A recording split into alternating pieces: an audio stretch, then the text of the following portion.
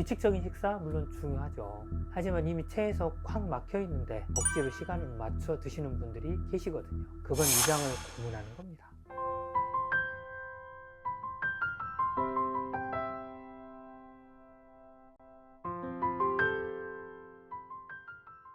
안녕하세요. 속편한 담적TV 김성욱 원장입니다. 소화제를 달고 사시는 분들 계시죠? 밥만 먹으면 답답해서 소화제 먼저 찾는 분들, 이거 계속 방치하면 진짜 큰 병 생길 수 있습니다. 지금 약 먹어지면 좀 괜찮아지는 느낌 때문에 대수롭지 않게 넘길 수도 있지만 위가 보내는 신호는 절대 가벼운 게 아닙니다.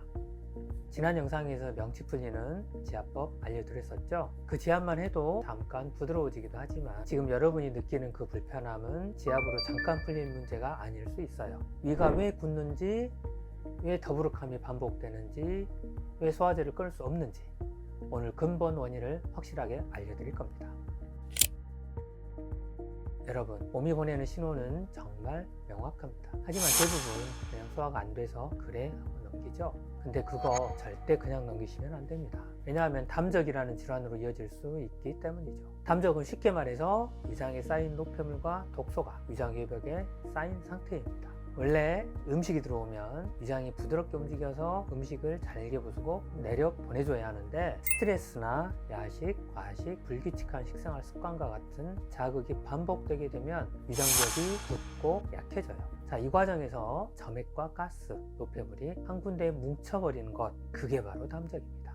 지금 말씀드릴 5가지 중에 2개 이상이 해당되면 오늘 영상 끝까지 꼭 함께 보셔야 합니다. 자, 첫 번째, 명치가 딱딱해요. 눌러보면 단단하게 걸리는 느낌, 거의 모든 담적 환자분들에게서 볼 수가 있어요. 그리고 2번째, 먹으면 체하고 안 먹어도 더부룩해요. 음식을 먹어도 불편, 안 먹어도 불편, 소화기 자체가 멈춰버린 상태죠. 그리고 3번째, 가스가 차서 배가 빵빵해져요. 아침에 일어나면 괜찮다가 점심, 저녁 갈수록 배가 더 무거워지는 경우가 많습니다. 그리고 4번째, 내시경은 정상이라는데 너무 불편해요. 검사에서는 깨끗한데 불편한 분들 대부분 담적 증상으로 불편해하세요. 자, 5번째, 체하면 머리까지 아파요.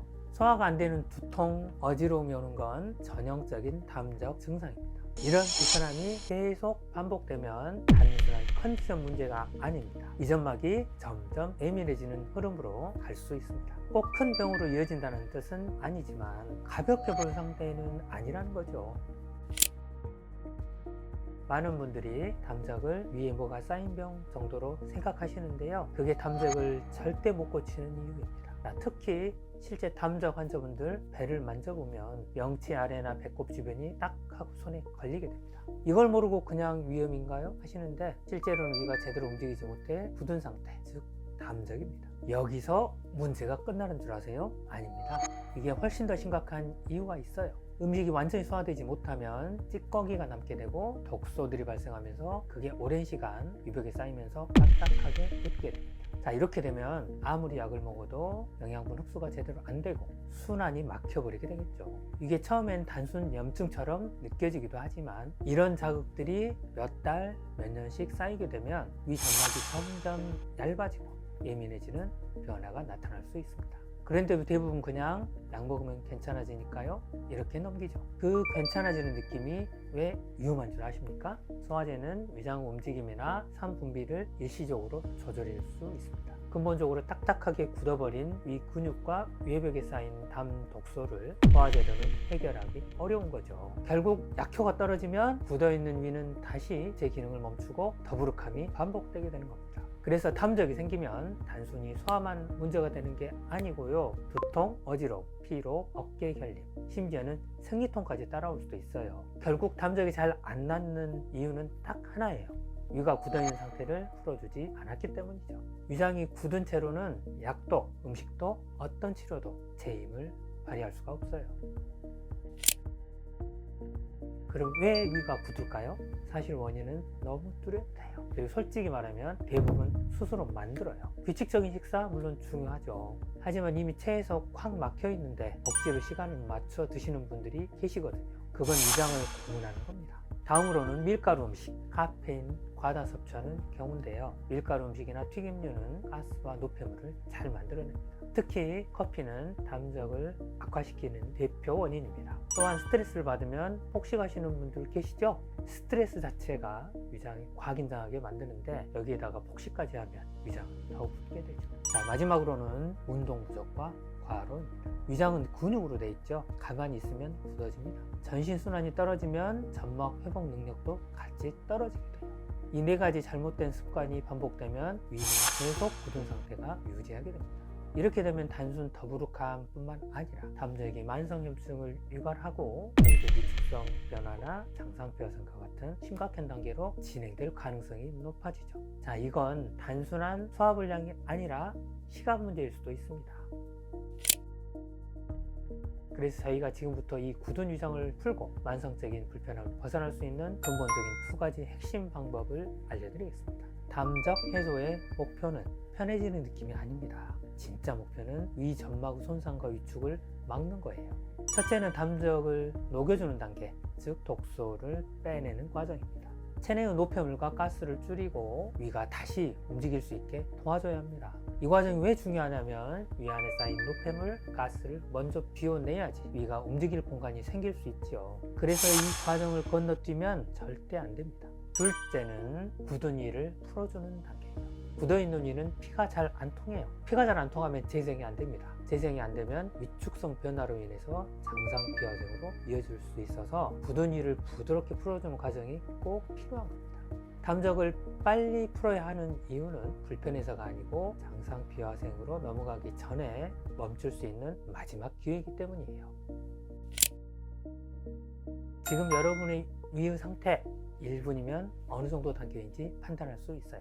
자, 첫 번째, 명치 아래를 눌렀을 때 딱딱하거나 통증이 느껴지면 위 근육이 이미 굳기 시작한 상태예요. 두 번째, 배꼽 좌우 아래 위쪽을 눌렀을 때 손가락이 깊이 안 들어갈 정도면 순환이 떨어진 상태입니다. 세 번째, 식사 후 1-20분 사이에 더부룩하고 가스가 차고 속이 답답해지면 위가 운동하는 능력이 떨어진 상태입니다. 네 번째, 소화가 안 될 때는 머리가 무겁고 피로감이 느껴진다면 담적도 의심해봐야 합니다. 여기까지가 기본적인 점검인데 이제 중요한 건 개수입니다. 이 증상들 중에서 두 가지가 겹친다. 그럼 이미 담적 초기 단계로 들어선 겁니다. 세 가지 이상이다. 이건 중기 이상이에요. 위가 제대로 움직이지 못하고 점막의 자극을 계속해서 받는 상황이라는 뜻입니다. 그리고 네 가지 이상 거의 다 해당된다. 그건 정말 조심해야 돼요. 위축성 변화, 즉 점막이 얇아지고 약해지는 단계로 넘어갈 가능성이 있습니다. 절대 그냥 소화가 잘 안 되나 보다 하고 그냥 넘어가면 안 됩니다. 몸은 이미 계속 경고를 보내고 있으니까요.